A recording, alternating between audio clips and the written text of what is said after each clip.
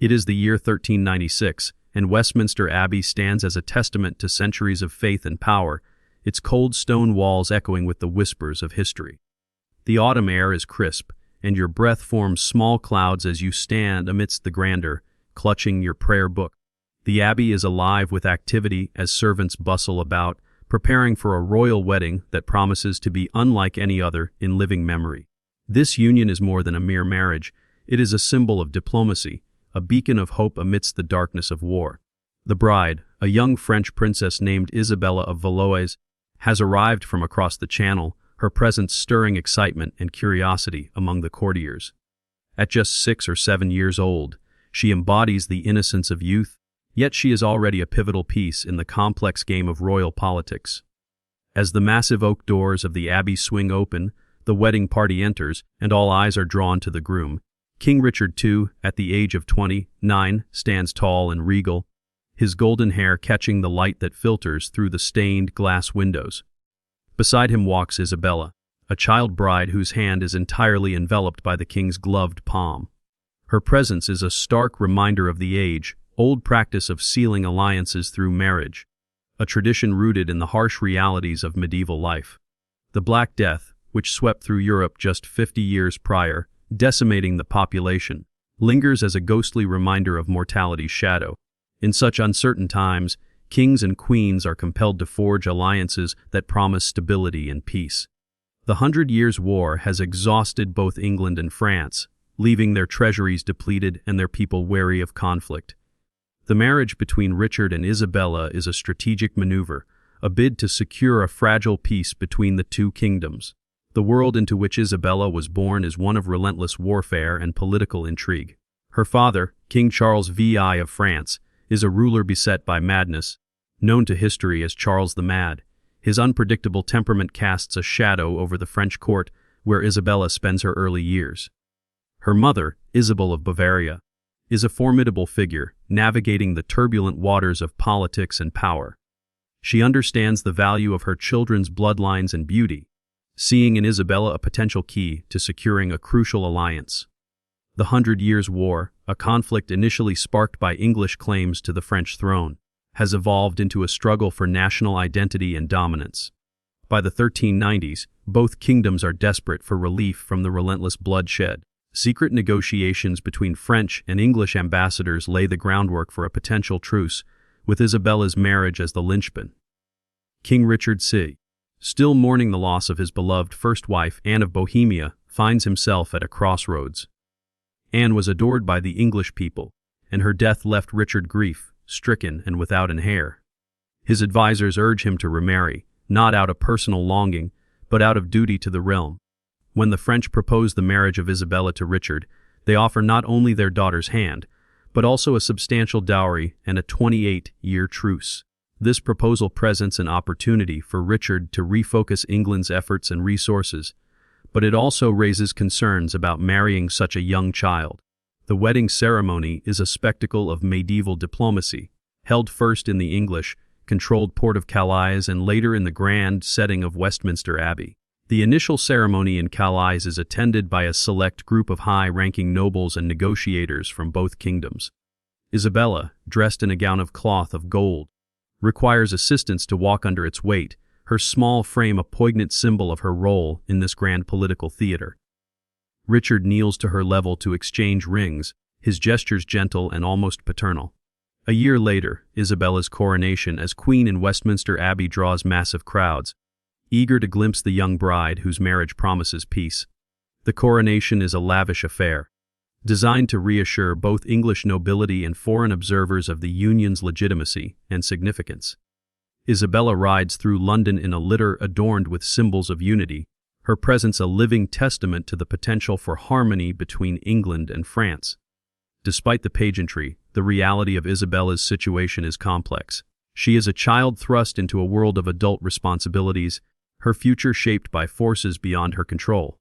The marriage, while not consummated until she reaches maturity, binds her to a life of courtly expectations and political maneuvering.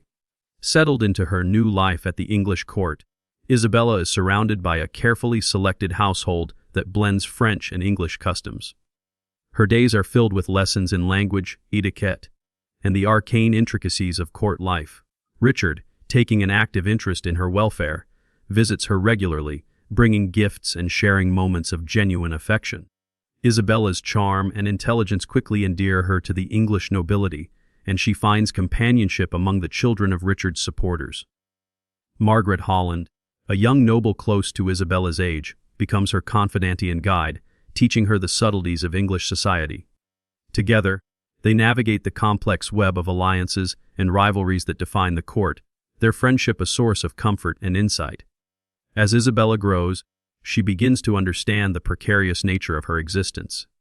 Her marriage, while a symbol of peace, is also a reminder of the fragility of power and the ever-present threat of discord. Richard's position, though currently strong, is not without challenges. Whispers of discontent simmer among the nobility, who question his reliance on favorites and his willingness to negotiate rather than conquer. In this world of uncertainty, Isabella must learn to balance her dual identities as both French and English, a queen in name and a child in reality. Her journey is just beginning, and the path ahead is fraught with challenges that will test her resilience and shape her legacy. As the chapter closes, we are left to ponder the fate of this young queen, poised on the brink of history, her story intertwined with the destinies of nations. Born into the tumultuous French court, Isabella of Valois was a child of circumstance from the very beginning.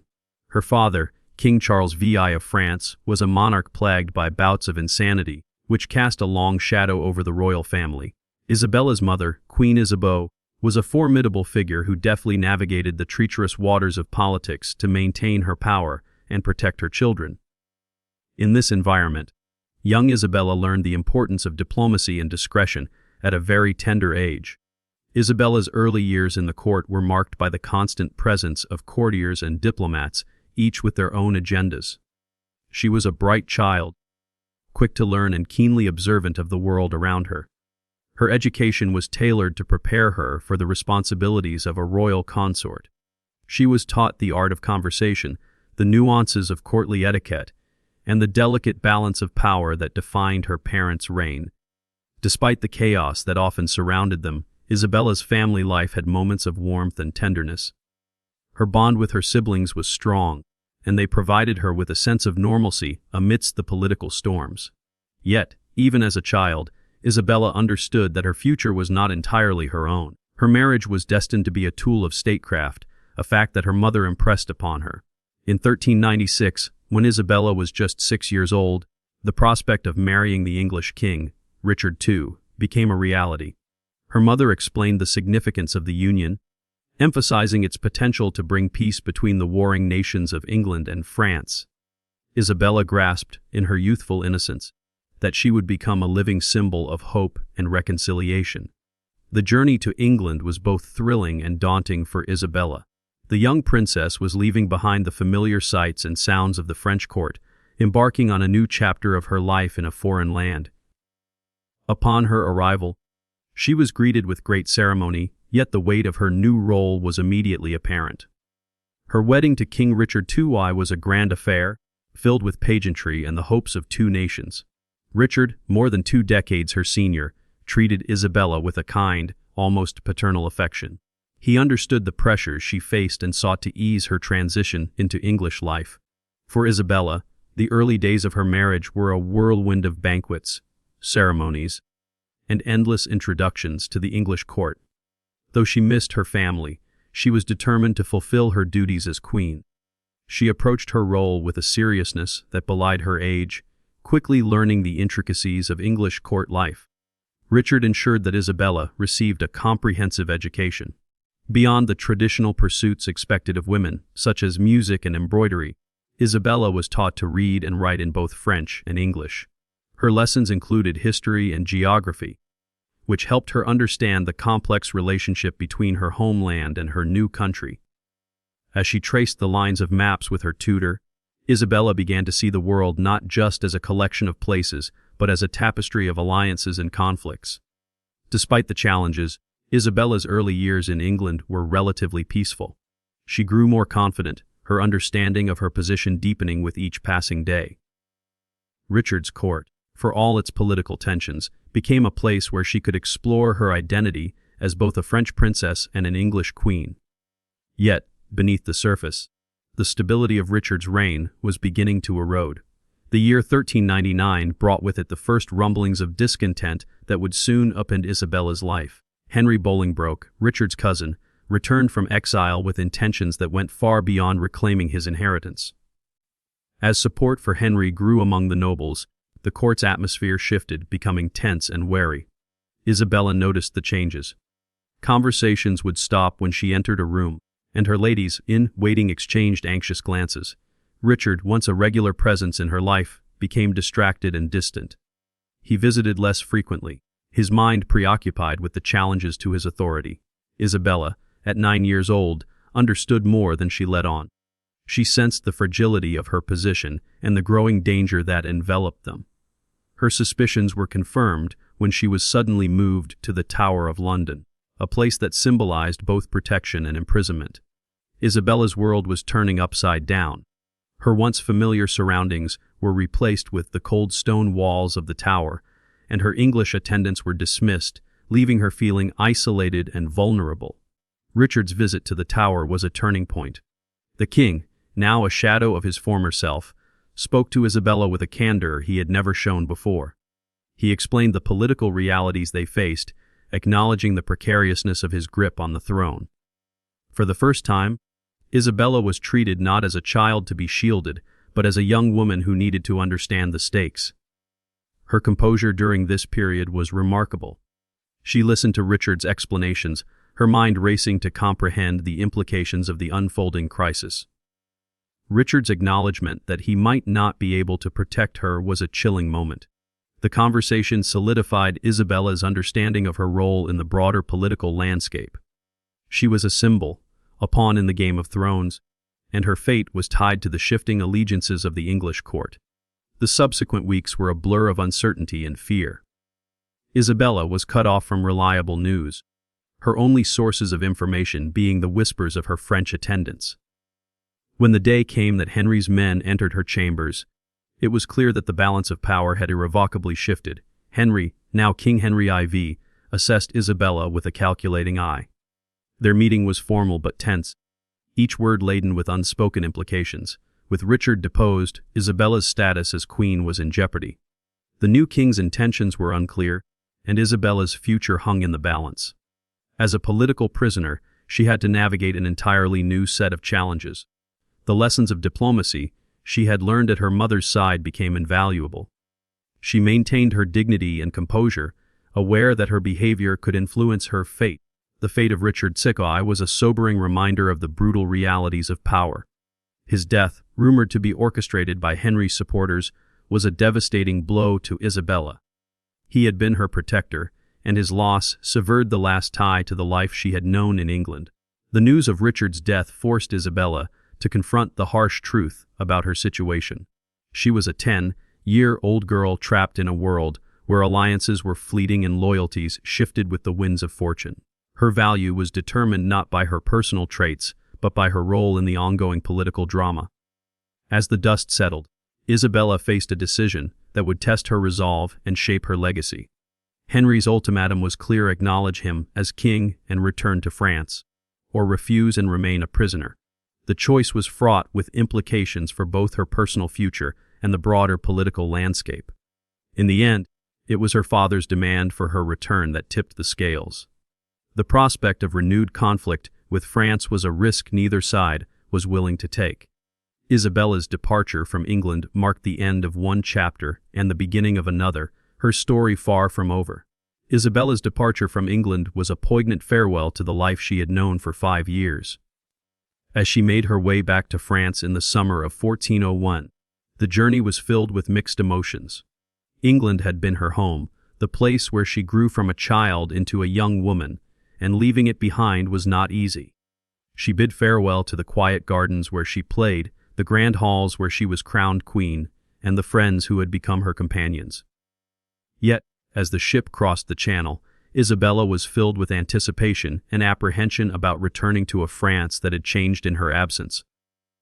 Upon her arrival, Isabella found the French court to be a place both familiar and foreign. Her father, King Charles VI, was ensnared in one of his severe mental episodes, rendering him unable to recognize his own family. Her mother, Queen Isabeau, welcomed her with open arms, but also with an eye to the political advantages her daughter might bring. Isabella's years in England made her a valuable source of intelligence on English politics, and she quickly realized her mother sought to use her experiences for France's benefit. Isabella's time in England had bestowed upon her a unique perspective. She was aware of the complexities of being a political pawn, having lived under the constraints of her marriage to Richard II. Now, back in France, she found herself balancing the expectations of her birth nation with the ties she still felt to her former home. Her ability to navigate these delicate waters was an early testament to her growing political acumen. The years following Isabella's return to France were marked by political unrest both at home and abroad. In England, Henry IV faced significant challenges as his rule was threatened by rebellions and uprisings. Within France, the court was a hotbed of intrigue, with Isabella's own future a subject of speculation. At the center of this speculation was a proposal that would once again change her life, dramatically marriage to Charles, Duke of Orleans. Charles was a man of influence, the son of the king's brother, and a key figure in the factional struggles that characterized the French court. At 29, he was Isabella's senior by nearly 2 decades, but the age difference was less daunting now that she was older. The prospect of marrying Charles offered Isabella stability and a position within the French royal family that could protect her from being used as a political bargaining chip by foreign powers. The proposal was appealing not only for its political advantages, but also for the personal qualities of Charles himself. Unlike her first husband, Richard, Charles was known for his passion and engagement with the world. He was a patron of the arts, a man who appreciated literature and music, and he spoke to Isabella as an equal. For the first time, Isabella found herself genuinely attracted to a man who saw her as more than a political asset. Their marriage in 1406 was a grand affair. Unlike her first wedding, this ceremony was a celebration of French power and culture. Isabella walked down the aisle with confidence, no longer the child bride, but a young woman who had chosen her own path. Her marriage to Charles was not just a political alliance, but a union based on mutual respect and shared interests. The early years of Isabella's marriage to Charles were among the happiest of her life. Together, they cultivated a court that was a center of cultural refinement, attracting poets, artists, and scholars from across Europe. Isabella's experiences in England enriched her contributions to this vibrant cultural scene, and she became an influential patron in her own right. She commissioned works of art, supported the creation of illuminated manuscripts, and corresponded with intellectuals, fostering cultural exchanges that transcended national boundaries. Motherhood added another layer of fulfillment to Isabella's life. The birth of her daughter, Jane, in 1407 brought Isabella immense joy and a renewed sense of purpose. Determined to give her child the love and protection she had lacked during her own tumultuous upbringing, Isabella was a devoted mother. She insisted on caring for Jane personally, ensuring that her daughter would grow up with the stability and security that had eluded her. Yet, even as Isabella embraced her roles as wife and mother, the political landscape continued to shift around her. The French court was rife with tensions as noble factions vied for power in the wake of the king's mental instability. These tensions came to a head when Isabella's father-in-law, Louis of Orleans, was assassinated, plunging the country into further turmoil. The assassination of Louis of Orleans in 1407 was a seismic event that transformed Isabella's life once more. Charles, now the head of the Orleans faction, found himself embroiled in the struggle for control of the French government. The conflict between the Orleans and Burgundian factions threatened to tear France apart, and Isabella was thrust into the heart of this political maelstrom. Isabella's position was precarious. She had to navigate the treacherous waters of factional politics while maintaining her own sense of integrity and loyalty. Her marriage to Charles had placed her at the center of a power struggle that could determine the fate of France. Yet, despite the dangers, Isabella remained steadfast in her commitment to her family and her adopted country. Her experiences in England had imbued her with a resilience that served her well in these challenging times.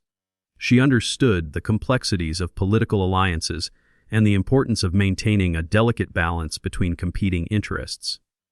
Isabella's ability to navigate these challenges with grace and intelligence earned her respect and admiration at court.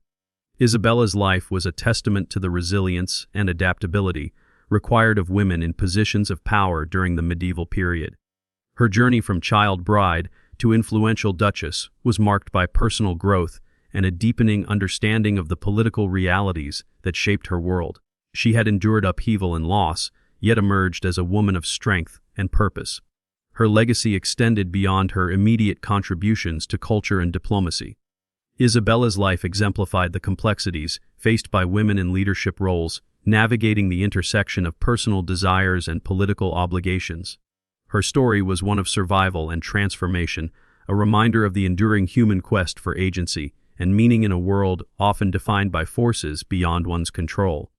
As Isabella reflected on her life, she could take pride in the fact that she had carved out a place for herself in history. Her journey was far from over, but she faced the future with the knowledge that she had weathered the storms of her past and emerged stronger for it. Her legacy would be one of resilience, a testament to the power of the human spirit in the face of adversity. The death of Isabella of Valois in 1409 left a profound void in the Orleans faction and the broader political landscape of France. Her passing removed a key diplomatic figure whose efforts at mediation had been crucial in maintaining a semblance of balance during the tumultuous civil war between the Orleanists and the Burgundians. Without her calm, measured influence, the conflict escalated into an even more bitter and destructive phase, with both sides suffering heavy losses. Isabella's husband, Charles of Orleans, was left to navigate a complex and dangerous political environment without the support of his beloved wife and trusted advisor. His grief was palpable, and although he eventually remarried, the hole left by Isabella's absence was never fully filled. The personal loss was compounded by the political challenges he faced. As the Burgundian forces gained ground and the English, led by Henry IV, continued to watch the unfolding situation with interest. For the people of France, Isabella's death marked the loss of a compassionate leader who had always sought to alleviate the suffering caused by war. Her charitable works and her efforts to secure safe passage for refugees had endeared her to many, and her absence was keenly felt in the communities that had benefited from her kindness. With the war showing no signs of abating, the common people faced a future filled with uncertainty and hardship. Despite her early death, Isabella's legacy lived on through her children, who inherited her values and determination. Her son Charles became a notable figure in French literary circles, known for his poetry and patronage of the arts. He carried forward his mother's love of culture and her commitment to using his position to support creative endeavors. Isabella's daughters, too, played significant roles in the political landscape of France and beyond. Their marriages were strategically arranged to strengthen alliances and secure the Orleans family's position in the ongoing struggle for power. They upheld the values instilled in them by their mother, showing courage and compassion in their dealings with others. Isabella's careful planning and foresight ensured that her children were well prepared for the challenges they would face. She had worked tirelessly to secure their futures, both politically and personally, and her efforts bore fruit in the years following her death. Her children remained united in their commitment to the principles she had taught them, using their influence to advocate for peace and stability in a fractured world. Isabella's story is a testament to the power of individual agency and moral leadership in a time when women were often relegated to the sidelines of history. Her ability to navigate the complex political landscape of medieval Europe while maintaining her integrity and compassion serves as an inspiration to subsequent generations of women facing similar challenges. Her life offers a window into the intricate web of alliances and enmities that characterized the politics of the time. It highlights the precarious nature of power and the constant need for diplomacy and negotiation in a world where war was a common tool of statecraft. Through her example, we gain insight into the human dimension of these political machinations, seeing how personal relationships and individual choices can shape the course of history. Isabella's influence extended beyond her immediate family and the political sphere. Her patronage of the arts and her encouragement of cultural exchange helped lay the groundwork for a flourishing of creativity that would continue to evolve in the centuries following her death. She demonstrated that even in an age of conflict, there was room for beauty and expression, and she championed the idea that culture was a vital component of any society's strength.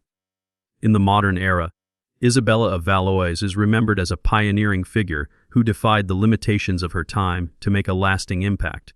Her story resonates with contemporary audiences because it speaks to universal themes of resilience, courage, and the quest for agency in a world that often seeks to constrain it. Her life challenges us to reconsider our understanding of history, urging us to look beyond the grand narratives of kings and battles to the personal stories that underpin them. It reminds us that history is not just about the rise and fall of empires, but about the individuals who shaped those events through their choices and actions. Isabella's legacy invites us to reflect on our own lives and the ways in which we can contribute to the world around us. She exemplifies the idea that true leadership is not simply about wielding power, but about using one's influence to uplift others and create positive change. Her story encourages us to strive for a more inclusive and compassionate world where every voice is heard and every life is valued. As we look back on Isabella's life, we see a woman who was ahead of her time in many ways. She broke through societal norms to become a formidable political presence, and her impact was felt long after her passing. Her example continues to inspire those who seek to challenge the status quo and advocate for a more just and equitable society. In the end, Isabella of Valois's life is a testament to the enduring human spirit and the power of individuals to shape the world around them. Her story is a reminder that, despite the challenges we face, we all have the capacity to leave a lasting legacy that transcends the limitations of our time. Through her courage and determination, Isabella carved out a place in history that continues to resonate with us today, offering a beacon of hope and inspiration for future generations.